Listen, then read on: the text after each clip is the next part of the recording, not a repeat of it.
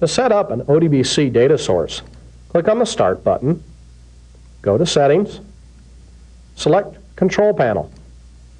When the Control Panel comes up, you will find an icon that says ODBC. If we double-click on the ODBC, it will bring up the ODBC Administrator. Now, I've got a lot of DSNs that I've already created. You may not have any in yours. There's a user DSN, a system DSN, a file DSN. I don't want to go into each of these. These are what are called data source names, DSN. Let's go ahead and add one. I'm going to click on the Add button here, and it's going to ask me for what type of driver do I want to set up a data source for. I'm going to hit S to jump down to SQL Server, and then I'll click on Finish. Now the SQL Server driver takes over, and it starts prompting me for information. For example, what's the name that I want to use? I'll call it EMP SQL. You can give it a description, employees on SQL Server. And then what is the name of the SQL Server that you want to connect to? Now I'm running off of my same local disk here, so it happens to be called local. We'll then click on Next.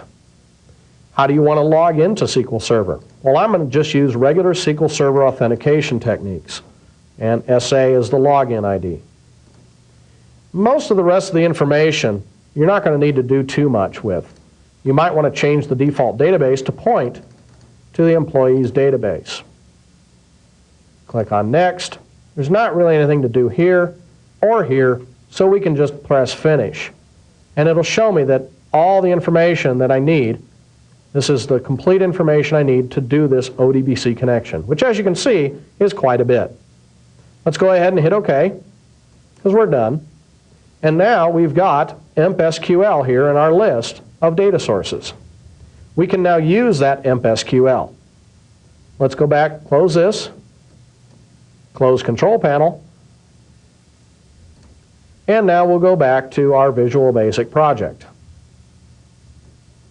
Bring this up, go back to the data control, and now what we're going to do is we're going to right mouse click so that we can bring up the ODBC properties, which brings up our property pages. In this case now, I'm going to go ahead and wipe out this connection string. Press Delete, and it's gone.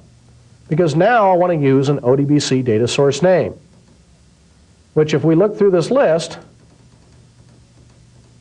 there is the one we just set up, EMP SQL. So we'll go ahead and select that. Now in this case, since I'm going against SQL Server, I do need to put in some authentication information. That is, what is the user ID and password that will allow me to log in? Let's go back over to the record source, because now I've got an option here where I've got a command table and TBL employees. Well, that's still valid because I have duplicated that Access MDB on SQL Server. Go ahead and hit OK. And now, these are still hooked up to the correct data source and field names, so we should be able to just run this program and make it run.